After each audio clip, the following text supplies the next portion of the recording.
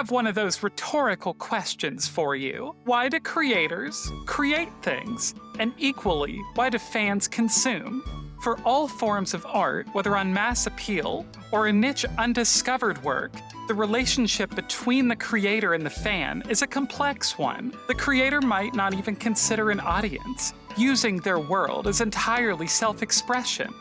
The work might serve as a connection point to listen and validate the audience to that creator. Equally, the audience of a work can have vastly different requirements, expectations, and readings of a single piece of art, where the idea of a true understanding becomes irrelevant. However, video games can offer something no other medium can match.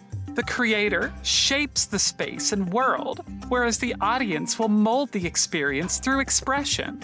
Even in the most linear of titles, without the player's hands, the work remains static, almost unfinished. Most of us understand this world entirely through the lens of play. But to truly value art is to also understand that other perspective, the missing side of the coin.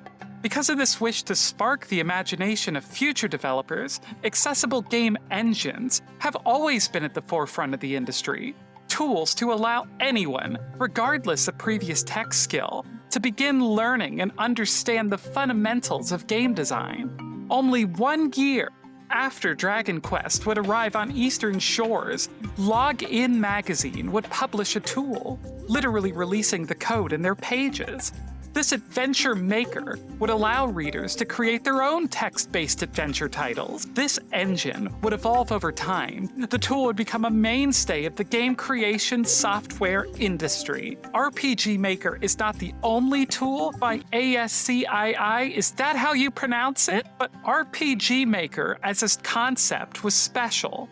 Here were easily understood tools that would allow players to not only craft a storyline of their own choosing, but their worlds and settings as well.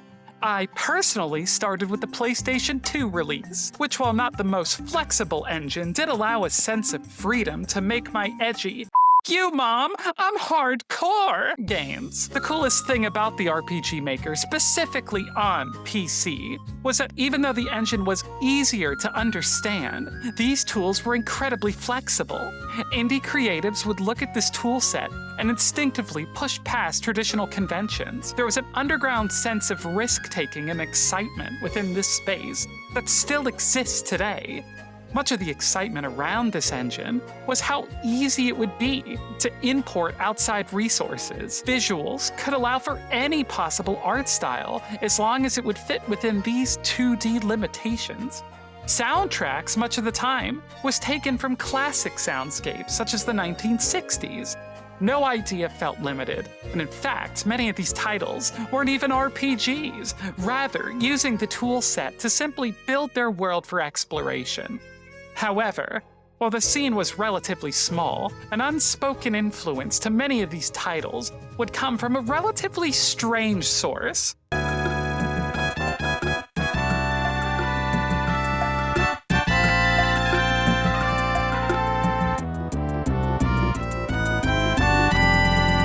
I plan to fully cover the Mother trilogy in future videos, but what's important for our story is its viewpoint. The outsider perspective RPG, where the creator didn't belong to the world of corporatism, but rather to make a piece of reflection for both the genre and the medium as a whole.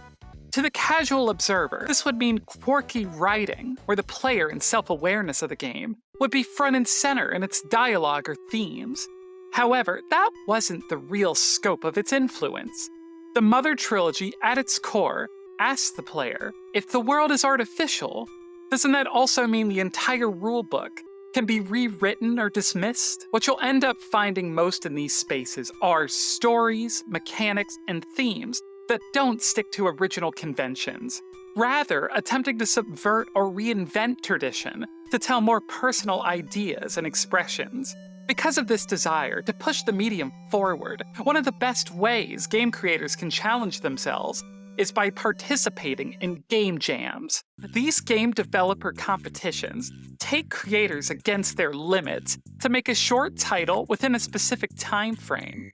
There are usually themes that the designer is required to interpret, and it's an incredible race to the finish. Some of the greatest games of all time are expansions of Game Jam titles that would continue to take shape past the finish line.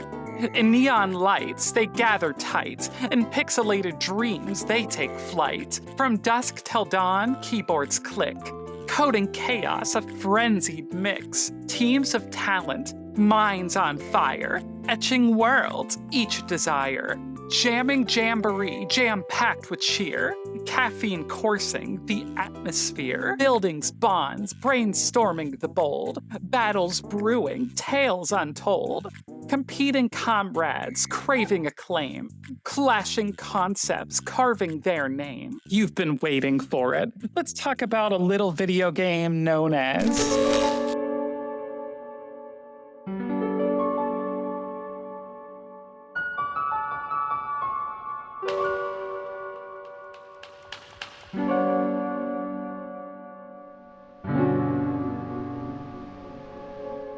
OneShot.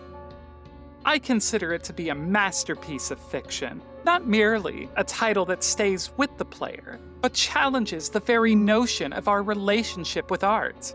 Unlike games that are seemingly similar in terms of their narrative structure, sadly, this hasn't received the full recognition it deserves.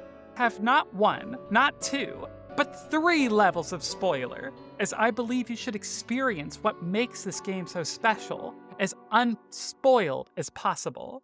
This first section will talk about the game broadly. Consider this a general overview without spoiling what really makes the game tick that would take away from the experience. It will spoil early story and general atmosphere, and if you wish to go in fully blind to this magic trick, this would be where we part ways. We start off the game learning how the not Windows emulation works. We have folders, a mouse, backgrounds, a little music box.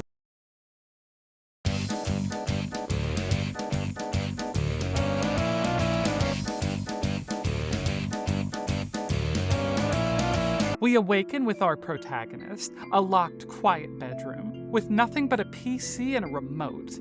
After solving a simple puzzle, the computer informs us of our premise. The world is on its last legs and isn't worth saving. Our actions will affect Nico. We only have one shot. While in the retail version of this title, these words are still true, that was a much more intense statement in the original freeware version. You were required to finish your run entirely without shutting down the program. If you ever turn the game back on, Nico wouldn't be there waiting for you. Instead, he would only be greeted with an empty room, where the only emotion the player would resonate with is that of regret. What's stranger still is at this moment, the game goes back to a windowed view. Well, you can easily turn it back on to full screen. It's a hint of things to come. Exploring farther into the house, Nico finds themselves on a familiar-looking staircase and discovers a large light bulb. A tower stretches beyond the limits of the screen, with the world surrounding living up to the computer's description of isolation, decay, and melancholy. The surrounding lands are covered in faded blues and ashen grays, almost as if we were on the moon, if not for what may be water. Finding forgotten robotics left over an abandoned structure, the term barrens feels entirely appropriate. However, after stumbling our way through the discarded canvas, we find ourselves a character. The Prophet Bot informs our dear Nico the true nature of this world. A broken world. A broken world implies the world was once operational. The sun would shine onto the life, enveloping it with power. But once that sun broke, life would begin to fade away. There remains a legend, a messiah, who would bring life back to this world by implanting a new sun and relighting the fire. And oh boy, it really is the Dark Souls of I have a gun! But Nico asked the most interesting question. The computer wasn't talking to Nico. It was talking to some outside observer. So it was me! Much of what makes OneShot special is the relationship between you, the player, and Nico. the greatest little kitty in all of video I am so sorry, they are not a cat. This sounds like a gimmick, but effectively, it breaks the fourth wall in its characterization. You feel like you are personally bonding with Nico throughout this journey. They will ask you questions about your home, your world, and try to make a genuine connection.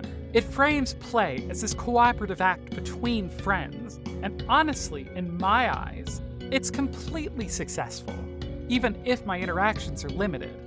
Over the course of this short adventure, you feel like you really get to understand Nico at their core. They love their mom, they miss home, they have a massive heart with a genuine desire to help people. But they are young. Nico's a child, and the game never lets you forget it. Constantly leaning on you for advice, there's a trust that builds, even if sometimes I make him do something stupid. Silly little goober. You goof. You dumbo. There are moments throughout this adventure where Nico will wish to rest, and we can finally catch a glimpse of their life before this adventure. To the home they so deserve to wake up to. I consider this bonding to be the heart of what OneShot represented. While there are many games with characters that I connect with, there's never been one before this I felt like I personally knew. Before we go on to the second part of spoilers, I think it's time to talk about the general structure of gameplay. OneShot is an adventure game, and it's not a particularly hard one, except for the lens puzzle and switch puzzle. Just look them up, I'm saving you time. There's no violence in this experience, and if what I've told you appeals to you on any level, feel free to stop right here. Don't worry, when you're done this video, we'll still be here. Part 2. Wait, you can do that? So as I sneakily alluded to, OneShot is very fourth wall-y breaking game, and that's aside from its premise. The game didn't ask for our name originally. It looked it up on your user profile of your platform of choice. Aside from that, the puzzles of this game are built taking advantage that this is a piece of software, able to do incredible things. Puzzles are not restrained to merely within the space of the screen, but can branch outside of its own program. This game has plenty of moments that break traditional function for how games work. And I believe the dev jam mentality of not having enough time to question design decisions led to allowing these interactions and ideas to spring forth. I don't intend for this video to be a full story recap, but rather a reflection of the imprint that the work leaves the player. We encounter wonderful characters of this world, each shaped by their own melancholy. In the world of the Barons, we encounter Silver, existing for existence' sake, with no optimism to be found, partly wishing the world would truly end so her suffering could end with it. When we travel to the Glen, we experience nature and actual communities. For a moment, it feels like life might not be fading, as previously believed. But the more perceptive will notice our environments are filled with ruins and abandonment all the same. These ruins were the thriving homes of the community, with these siblings unable to separate themselves from the only place they consider home. Nature itself is also fading, and in her last moments, to wish to feel warm, comforted, is all that she can ask for. Nico, being an empathetic soul, will leave behind the most important thing, the only optimism in this world, without hesitation. The final third of this journey belongs to the refuge, where the majority of the world seeks whatever warmth they can around the leftovers of the previous sun at the tower. The city is massive, coated in skyscrapers as far as the eye can see, but it's built on a broken foundation. The flooring is nothing more than temporary chain-link fencing. The people are trying to retain their sense of normal, but it's an impossible task. Because of the lack of sun, these glitches appear and trap and restrict our travel. On the ground floor, we head off to the library and get some of the lore of this world. How the people have been taught over and over the importance of the Savior. Exactly how the Savior is to the society is a guaranteed fact with details accurate enough. It's impossible not to see the validity of these claims. Whoever this author is, they seem to be capable of not only prediction, but also shaping the entire belief system of these people. Before our final trip to the tower, Nico has one final dream: eating their mother's pancakes. But something's off. Something isn't right. The pancakes of this world could never be a comparison. They need to be home, and the player cannot hold this child any longer to this depressive world. At the climax, we confront this computer, who seeks to stop us from saving this world, from saving Nico. Nico can sleep and dream themselves home. In action, the static of the world. We catch on to this game, and by using the leftover notes by the author, we solve one of the coolest puzzle sequences in gaming. But as we go further in, it becomes clear. There isn't a good ending here. For us to send Nico home, we would have to smash the sun and doom these people to their fate. But if we were to save their people, we don't even know what would happen to Nico. We just know they wouldn't go home. Possibly worse. There's no going home and saving the people, and we, the player, have to break this news to Nico. Before even being given the time or space to process these words, we have to decide. Do we save our world? Or do we save who we hold dear?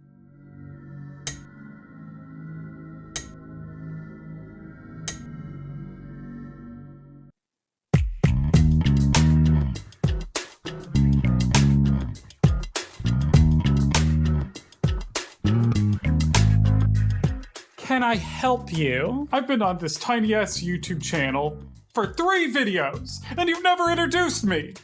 I'll be honest, I didn't realize you needed an introduction. I figured, you know.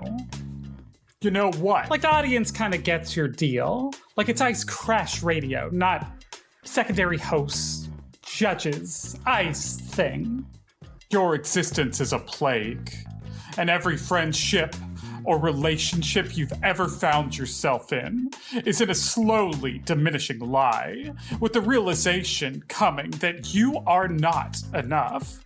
When you die, the world can be healed from your toxic poison, a poison that surrounds you and multiplies in every interaction.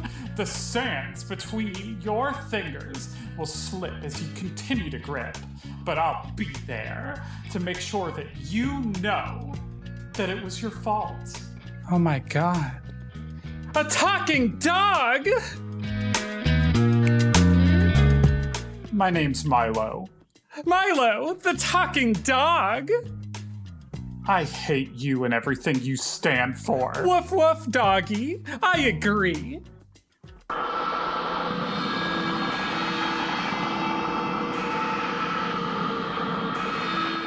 Part 3. Artificial reality.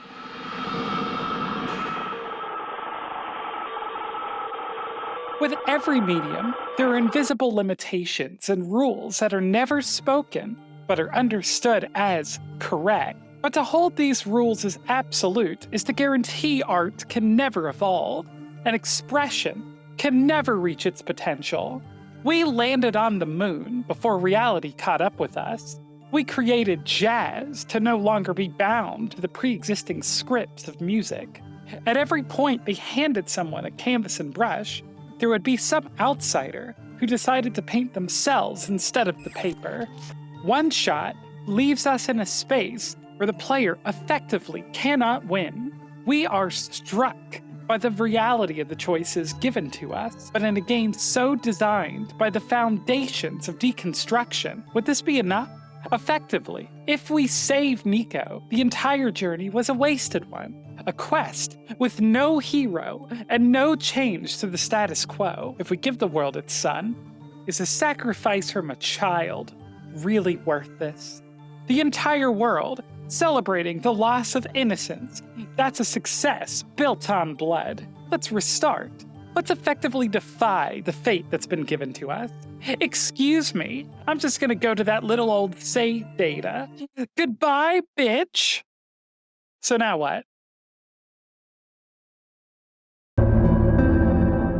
Oh, the program reset?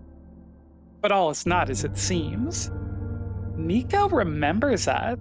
The computer remembers us. Death of the author. This is an author that wants us to shatter the hand given to us. I say we take him up on this offer. You can fundamentally play the game again, aim for the other tragic ending, but it doesn't feel right, does it? In our inventory, we have a journal that shouldn't be in our possession. And with it, the structure of the game is broken for, of course, chasing the impossible dream. The cards become available, but also with it becomes a sense of unease. We meet with the original messenger, who informs Nico what this world is to us.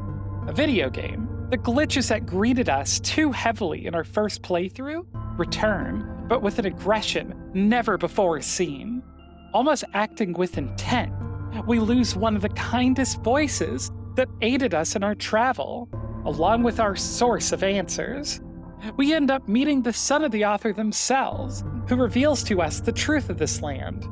This is a program, but its existence is a tribute to the original lives of this universe that belonged to the author so many years ago. Nico being the sole exception, a real child taken away into this digital space of past reflection. However, these machines aren't merely their programming. They are capable of growth, change, responses, and effectively believe in their own existence. Does that make them any less real if they come from a program or a reality than Nico? Because in the moment, they're real to Nico, they're real to us, and yet here we are, useless, watching each and every single voice get consumed into the void. Effectively, we've chosen to fight against fate, but the real kick in the heart, Nico is watching this firsthand.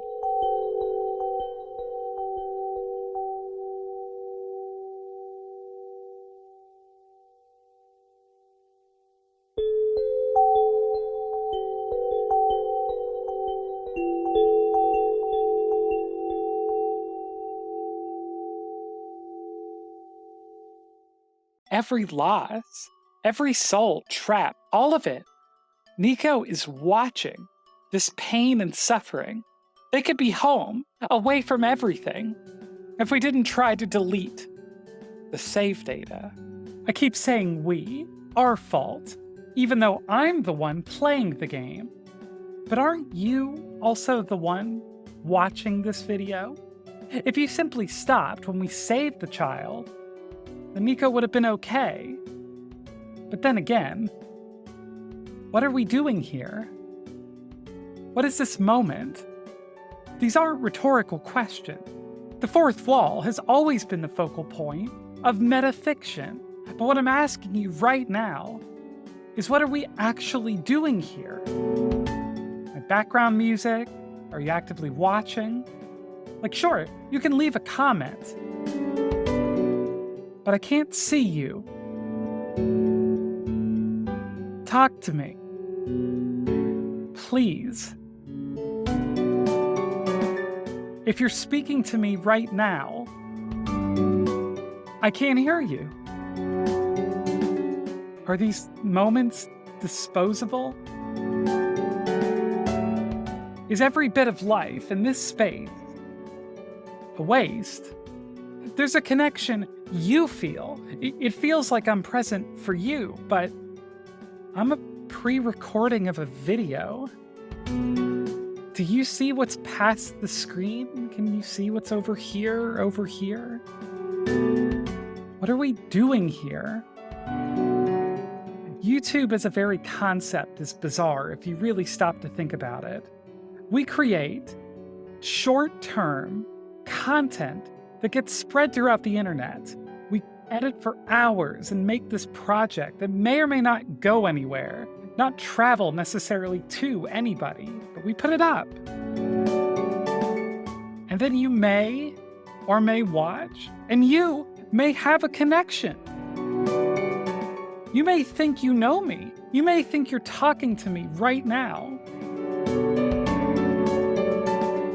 Is there any value in this? Is there any value in putting the work to try to make something that may never reach anybody? And if it does, how do I know it even mattered? How do I know that the connection from this artistic moment did anything? What's the value of art? What's the value of content? What's the value of this?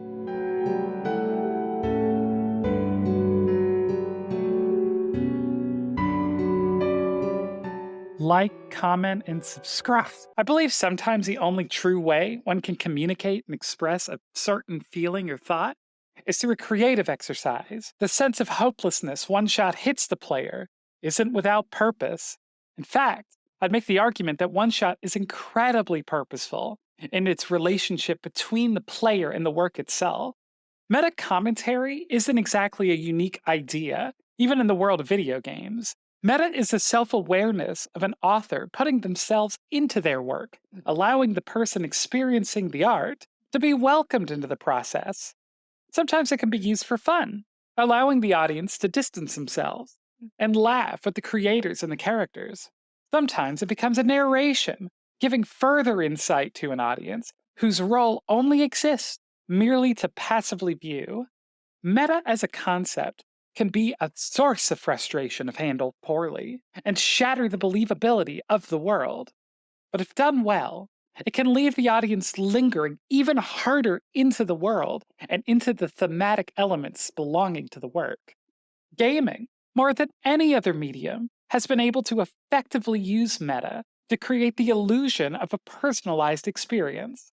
When a character speaks to you, the player, it is no longer passive. You officially enter as a character within this world, and the only way for you to not have a personal imprint is to merely delete the game and never touch it again. OneShot uses this knowledge in a way I find rather special. Rather than merely trying to impress you or as a plot twist, we enter the work from the beginning, personally attaching you, the player, into this character, into this game. Effectively, this game might become one of the best representations of the player being an active participant in the story. But when devastation happens, because of the greed of the player, trying to do right by all things, trying to get that perfect ending, who can blame them? The author is dead. Is it really our fault? No. We're here because we care about Nico. We're here because we care about the people of this world. These friends, whether real or not, to us are worth protecting. We are given two sides of a terrible coin. And so why shouldn't we try to make this time valuable? We know the root of the problem. This damn computer.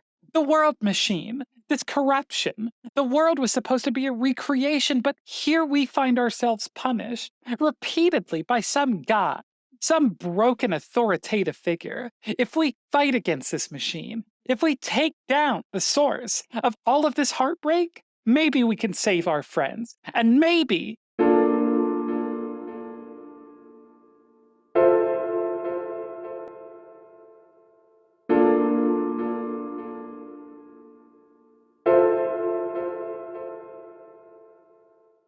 that's not this story. Nico is not a character who would ever look at a figure and find their existence to be the problem. And when we meet the world machine, the only thing Nico understands through all of this is empathy and love.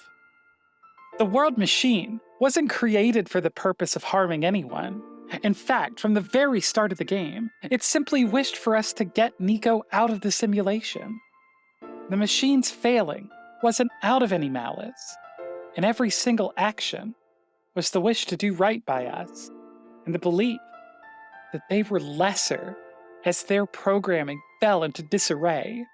They believe they aren't worth saving. But Nico states a truth, beyond even what the player might not be able to vocalize.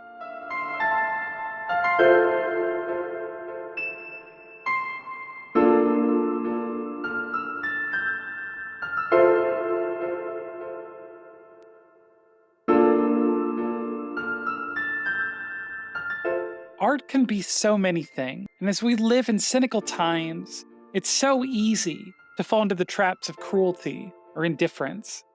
While I know many gaming stories, I really only know one where the meta is specifically used to make the player empathetic rather than feel villainous or disturbed. As Nico says goodbye to all these wonderful friends, so do we. So I ask again, why do creators create things? And equally, why do fans consume? While there are infinite amount of answers, there's one answer that would be the same for both. Sometimes it's just to make the world a little bit more beautiful.